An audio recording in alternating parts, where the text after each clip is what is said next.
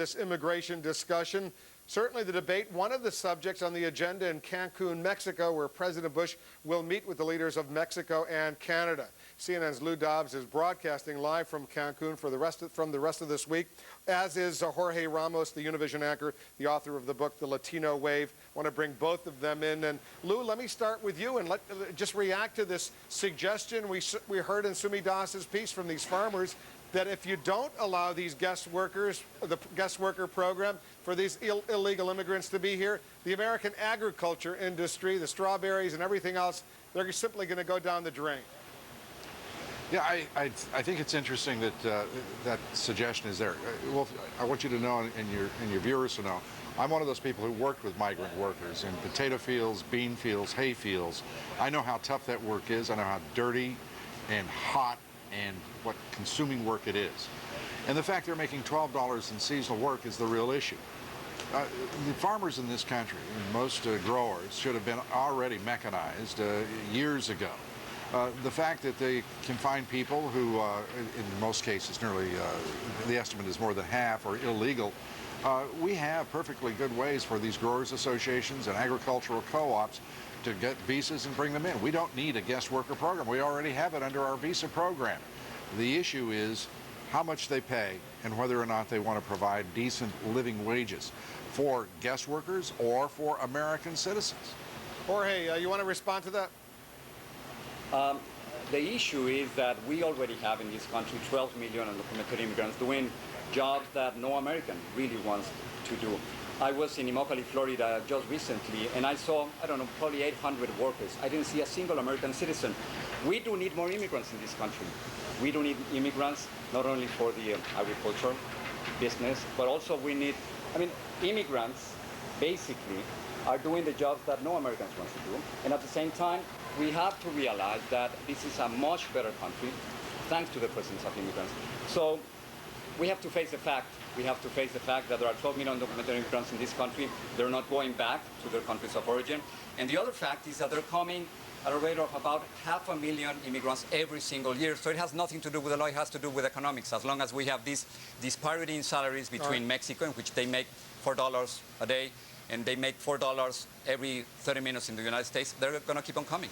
Lou, today the Speaker of the House, Dennis Hastert, left open the possibility that the Republicans, he's the leader of the Republicans in the House, would support what the President wants as a guest worker program. Senator Kennedy is pushing for that. You heard in the interview we just aired as well. What do you make of this? Well, Wolf, the idea that there would be a compromise that comes out of the Senate and the House on this legislation shouldn't be a surprise to anyone. It should also not be a surprise to anyone that the Republican leadership, the Democratic leadership are both in the pockets of big business, corporate America. They're dominating the political system. And the only people not represented, by the way, in this entire debate are the middle class, working men and women in our country who oppose a guest worker program. The two most recent polls showed the opposition of well above 60%. And they're indifferent to the wishes of the people. The second part of that issue is straightforward. It's impossible to reform immigration unless you can control immigration. And you can't control immigration if you do not secure and control our borders. And how in the world either party, and certainly the leadership of the House, the Senate, and President Bush can justify the fact that our borders are still so insecure that 3 million illegal aliens cross them every year, it's mind-boggling. Jorge, go ahead. Yeah, the only people really not represented in this debate are the undocumented immigrants. I haven't seen them anywhere. And let's get personal here, Lou. I am an immigrant. I came from Mexico. There are millions of immigrants just like me in the United States. Thousands of them demonstrated last Saturday in Los Angeles. What's wrong with people like me, Lou? I'm very thankful to the United States because it gave me the opportunity that my country of origin couldn't give me. But I truly believe that immigrants are contributing and have contributed enormously to the economy and to the culture and to the diversity of this country. So what's wrong with that? Well, let me answer you. I think you're asking the wrong person, because the person you should be asking is Vicente Fox. No, but why criticizing immigrants all the time? What's wrong with people like us? Please, I have not interrupted you. Go ahead. I have not, so.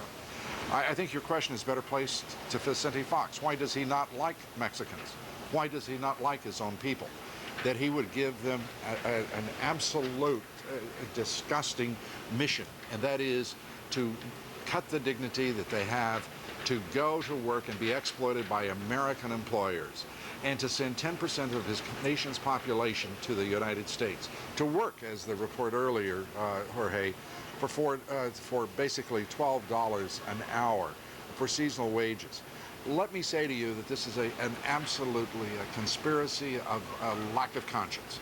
There is no dignity in this. It is not becoming to the United States of America, the world's leading industrialized nation, the world's greatest free enterprise democracy, to subject illegal labor or anyone else to this kind of just insult. Ask Vicente Fox, not me. There is no dignity, Lou, is that 460 people died last year Then the at the Mexican border. government should have stopped them before they got to the There's border. no dignity in the fact that this week 20 immigrants died at the border, and Put there's it no on the Mexican government. and Don't there put it is- on the there U.S. is no because dignity. they died coming from the it's south my and turn going north. Now it's my turn to talk. And there is no dignity in the fact, Lou, that you are criticizing immigrants. You are this lack of respect when you call them illegals. I'm criticizing illegal aliens. but you're- I'm when you criticizing call the them Bush illegals- administration, the Fox administration, two I didn't governments that are interrupt you. conspiring. When you call them illegals, many people have in their mind criminals and terrorists, and they're not criminals. They are not terrorists. And I honestly think it's a double standard, and it is, not to say hypocritical, to criticize undocumented immigrants and at the same time Let me to interrupt benefit from their work. Jorge and Lou. Let me interrupt. You know, in the House version, the House passed legislation, Jorge, illegal immigrants would be considered felons here in the United States. And immigrants are not terrorists. Immigrants are not felons. Immigrants are not criminals. They make this a better country. And we have to realize the fact that without immigrants, it would be impossible to think of this country having the economic growth that we're having right now. In the next 5 years, the white working age population is going to decrease. And who's going to replace those workers? Immigrants. That's as simple as that. Go ahead, Lou. Straightforwardly, illegal immigrants depress wages by an estimated $100 billion a year for working They control men inflation. and women. $50 billion in social services. Fully a third of our prison population $10 is billion made in up of contributions according to illegal the National Academy of Sciences. of illegal aliens. They contribute an estimated $7 billion to Social Security. The imbalance is crushing. The taxpayer of the United States is paying for it. Jorge's right. Illegal immigrants do provide a benefit. They provide a tremendous benefit to those who hire them illegally, who commit a crime by doing so. And unless we deal with those illegal employers, we're going to be, and it's a total fiction, Jorge. that illegal aliens are contributing mightily to the economy. It's marginal at best. Are you among those, that's not true. Jorge, hold on a second, Jorge. Are you among those who believe that there are racial overtones involved in this debate? In other words, if the illegal immigrants weren't coming from Mexico, if they were coming from Europe, that the debate would not be as intense? Well, I mean, people say that there are too many immigrants right now. Only 11% of the U.S. population is foreign-born. But when Europeans were coming in early 20th century, it was 14%, and people did not criticize them as much. I really do not want to get into that, but I wonder why people criticize Mexican immigrants and what happened last Saturday in Los Angeles, but they are not criticizing Irish immigrants coming into this country as much, or Canadians, for that matter. But what I would love to do, Lou, is... Just for the record, Wolf, I've been as critical of illegal aliens from any country, and specifically But just the the way you Irish, speak about when their prime minister was, Bertie Ahern was at the White House asking for amnesty. I'm as fully opposed to that as I am illegal aliens from any country. Look, you call them illegals just as if they were criminals. I mean, you know, I would love to take you. Did they break the law? I would love to take you, just as thousands of Why do you American think they're companies were undocumented? hiring them. They And carry thousands documents of all Mexican- kinds. Most of the documents are fake, but they have documents. I would love to take you to meet these illegals Like I that you told so you, called. I And work not with only them. that, I know them. And I you would respect them. realize that they are so similar to you. You would realize that they're hardworking people, that they're religious, probably as conservative or even more conservative than you. And you would realize that... Conservative, they're going to be more conservative. Well, I mean, the fact is that they are making this a better country. And what I've told you many, many times in the past, I mean, you personally, Lou, as 300 million Americans benefit every single day from what they do. This is a challenge for you and for the members of Congress and for 300. It's a challenge for Congress. Yeah. It's Spend a challenge one day. to every working man Spend and woman one in the day. country. Just, I'll say that, and I'll just stop talking. Spend one day without benefiting from the work of immigrants. They, All right, the food that you eat, they harvest. Okay, the let me homes ask you where this. we live, they're built by How them. about the children that 280 million Americans who are in the country legally? How much do they benefit from those hardworking, middle-class people, working men and women who are citizens of the United States? How much do they take? Mexico and other nations, principally in Central America, are shipping poverty to the United States. They're exporting poverty.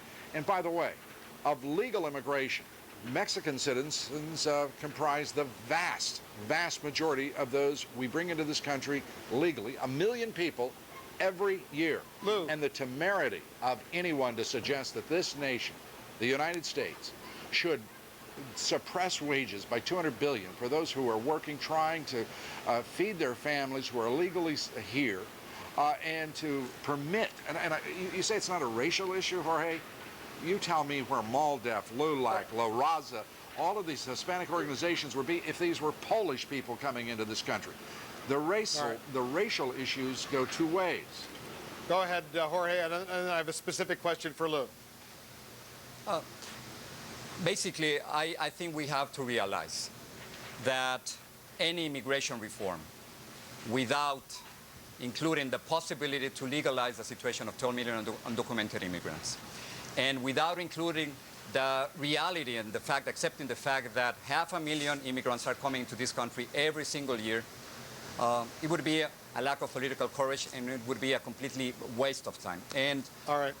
without that, nothing would change in this country. And I just want to say, welcome to Mexico, Lou.